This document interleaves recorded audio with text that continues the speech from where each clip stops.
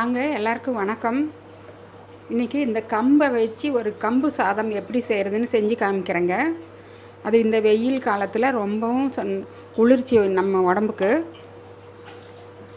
இது எப்படி செஞ்சு நாங்கள் தண்ணி ஊற்றி வச்சு அடுத்த நாள் காலையில் ஒரு 10:30 மணி 11 மணி வெயில் டைமில் குடிக்கிறதுக்கு அவ்வளோ சூப்பர் டேஸ்ட்டாக இருக்குங்க.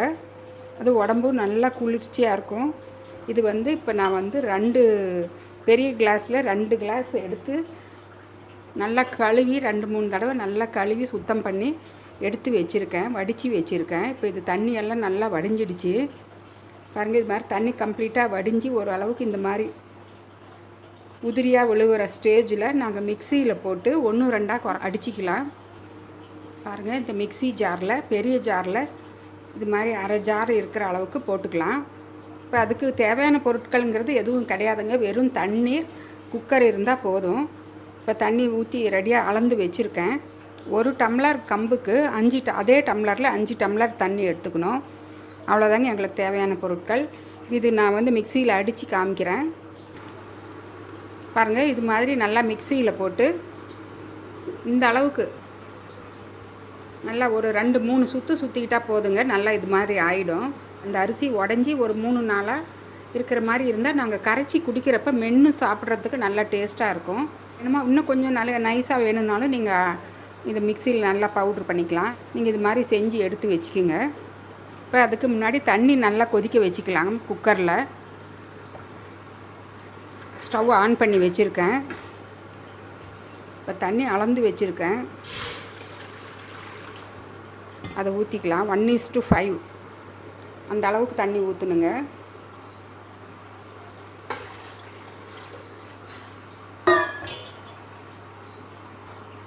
இப்போ தண்ணி ஊற்றிருக்கேன் குக்கரில் பாருங்கள். அந்த தண்ணி நல்லா கொதிக்கணும்.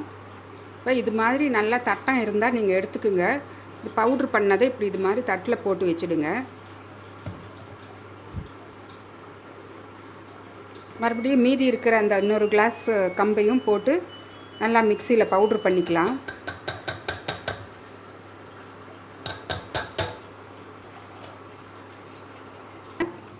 இப்போ இந்த தட்டில் போட்டு வச்சுருக்கிறத நல்லா இப்படி கையில் பிசிறி விட்டு ஊதி விடுங்க வாயில்.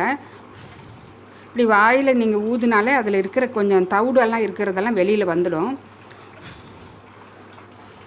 முறம் இருக்கிறவங்க முறத்துலேயும் போட்டு புடைக்கலாம். முறத்துலேயும் போட்டு உங்களுக்கு புடைச்சி காமிக்கிறேன்.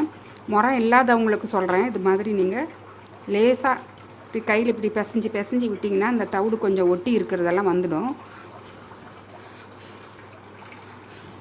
பாருங்கள், இப்போ காற்றுல பறக்கிறது நீங்கள் பார்க்குறீங்க பாருங்கள். இந்த முறத்துலேயும் போட்டு இப்படி புடைச்சிங்கன்னா உங்களுக்கு ஃப்ரண்ட் சைடில் கொஞ்சம் தவிடெல்லாம் நிற்கும். அவ்வளோதாங்க. இப்படி வாயில் ஊதி விட்டிங்கன்னா அந்த தவிடெல்லாம் போயிடும்.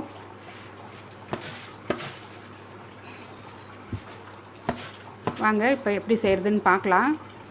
பாருங்கள், இப்போ தண்ணி நல்லா கொதிக்க ஆரம்பிச்சிடுச்சு. இப்போ இது மாதிரி ஒரு பீட்டர் எடுத்துக்கோங்க. எல்லா கடைகளிலுமே கிடைக்குது இது மாதிரி. இதில் நீங்கள் அந்த கம்பை போட்டுக்கிட்டே நீங்கள் கலந்திங்கன்னா கட்டி இல்லாமல் நல்லா ஒரே மாதிரி வரும்.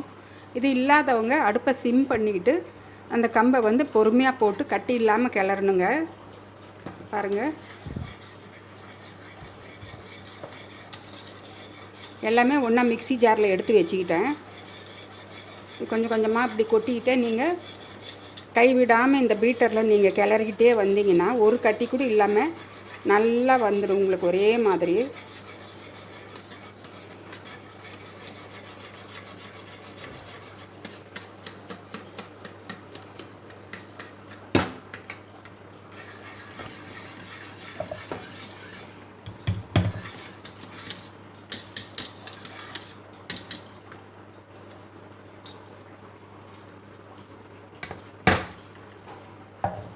அவ்வளோதாங்க.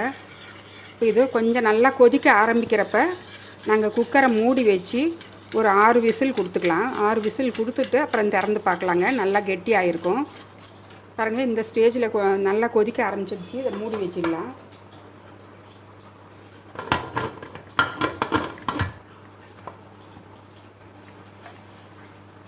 நல்லா விசில் விட்டு 6 விசில் கொடுத்து அப்புறம் பார்க்கலாங்க. பாருங்கள், இப்போ விசில் வந்து கேஸ் ரிலீஸ் ஆகிடுச்சு. ஓப்பன் பண்ணி பார்க்கலாம். இப்போ பாருங்கள், சூப்பராக ரெடி ஆகிடுச்சு. அதாங்க, இப்போ இந்த கொஞ்சம் கொலன்னு இருக்கிற மாதிரி தான் இருக்கும். ஒரு 2-3 ஹவர்ஸ் கழித்து நல்லா ஆறுன அப்புறம் பாருங்கள், நல்லா கெட்டி ஆகிடும். உருண்டை பண்ணுறதுக்கு நல்லா ஈஸியாக இருக்கும். 3 ஹவர்ஸ் கழித்து நான் உருண்டை பண்ணுறப்ப உங்களுக்கு காமிக்கிறேங்க எப்படி பண்ணுறதுன்னு. இப்போ 3 மணி நேரம் ஆயிடுச்சுங்க. இப்போ இதை பார்க்கலாம். பாருங்கள், எப்படி நல்லா கொலன்னு இருந்தது, நல்லா கெட்டி ஆகிருக்கு பாருங்கள். கரண்டியில் எடுக்கிறப்ப உங்களுக்கு தெரியும் எப்படி உருண்டை பண்ணுறதுன்னு காமிக்கிறேன் பாருங்கள். கொஞ்சம் ஒரு பாத்திரம் எடுத்து, இது மாதிரி ஒரு பாத்திரம் எடுத்துக்குங்க சின்னதாக. கொஞ்சம் உள்ள தண்ணி ஊற்றி கொஞ்சம் பாத்திரத்தை நல்லா நனைச்சிக்கிங்க.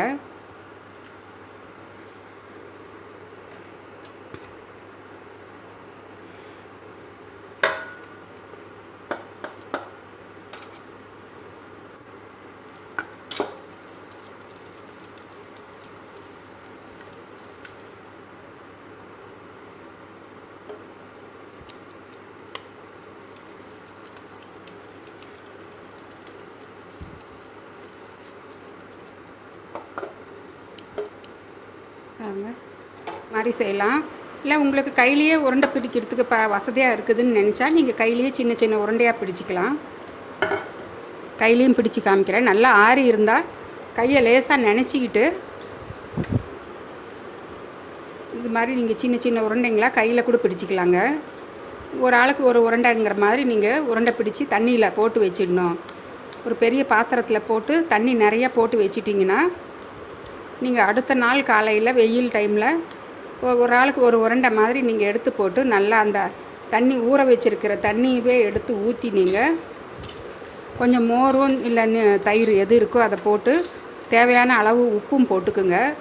போட்டு அதில் குட்டி குட்டியாக சின்ன வெங்காயம் நறுக்கி போட்டு நீங்கள் அதை குடிச்சு பாருங்கள். அவ்வளோ சூப்பர் டேஸ்ட்டாக இருக்கும். பாருங்கள், இப்போ எல்லாம் உருண்டை பிடிச்சாச்சு. நீங்கள் நல்லா பெரிய பாத்திரத்தில் தண்ணியை ஊற்றி இது நல்லா ஒரு நாள் நைட்டு ஃபுல்லாக வெளியில் வச்சுடுங்க. அடுத்த நாள் மட்டும் நீங்கள் எடுத்து உள்ளே ஃப்ரிட்ஜில் கூட வச்சுக்கலாம். இது மாதிரி நீங்கள் செஞ்சு பாருங்கள். நான் இது மோர் ஊற்றி பிசைகிறப்ப எப்படின்னு உங்களுக்கு அந்த ஃபோட்டோவும் அனுப்புகிறேன் உங்களுக்கு.